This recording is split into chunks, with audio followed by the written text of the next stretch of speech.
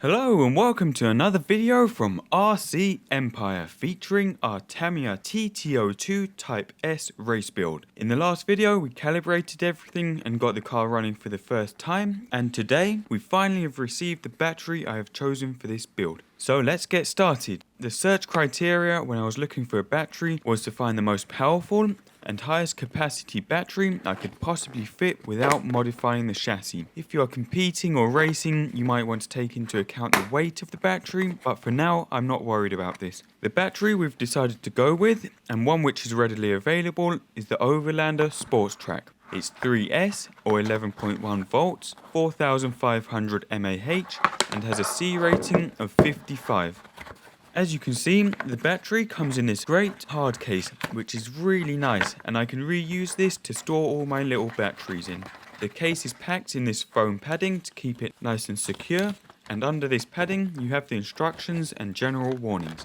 Now here it actually says the battery is capable of 5C charging, meaning you can charge it at mAh divided by 1000 times 5, which is 22.5 amps, but it also suggests to charge at a maximum of 2C or 9 amps.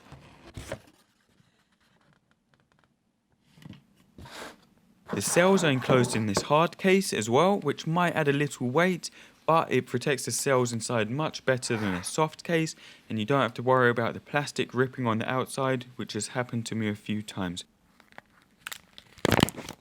On the back, again, it has a few warnings and specifies do not charge the battery at over 2C. And you can also see the RoHS, or Restriction of Hazardous Substances label, meaning there is nothing like lead or mercury or cadmium and a few other chemicals in this battery.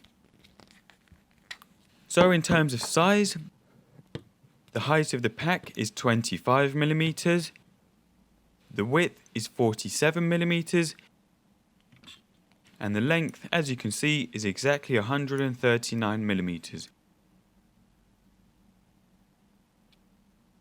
The length of the balance charge is approximately 45mm,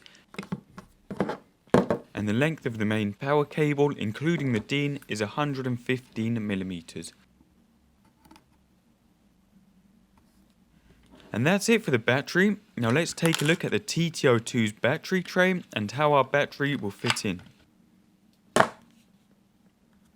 As you can see, it fits absolutely perfect. It's so easy to fit in as well with the TT-02's holder, and there's no fiddling around with straps or Velcro.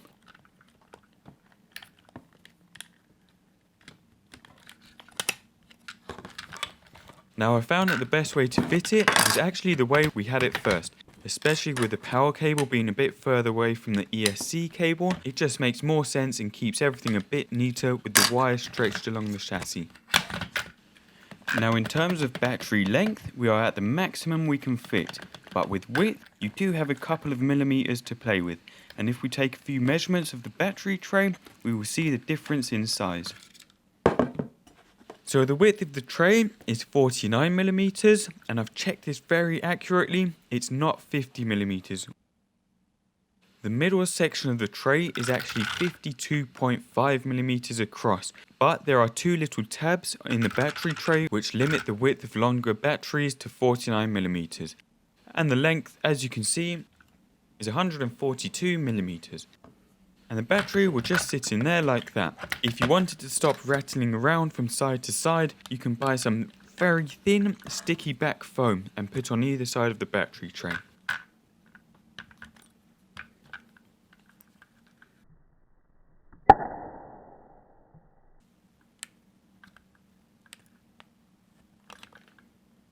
And finally, as always, just to neaten everything up and stop loose wires flapping around, what we can do is get a small zip tie, obviously blue to match the hardware, and just hold the ESC power cable together. And actually later on, I used one more zip tie to hold the power cable to the bundle of motor wires, just keeping everything a lot neater.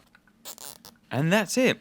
In the next video, we will be setting up the car with our new Hobby Wing program box, and then finally we'll be hitting the track for our first test run, so watch out for that. I hope you enjoyed, and I hope this might have helped you in choosing a battery for your own car. Please rate and subscribe and let us know if there's anything in particular you'd like to see. Thank you for watching, and I will see you soon.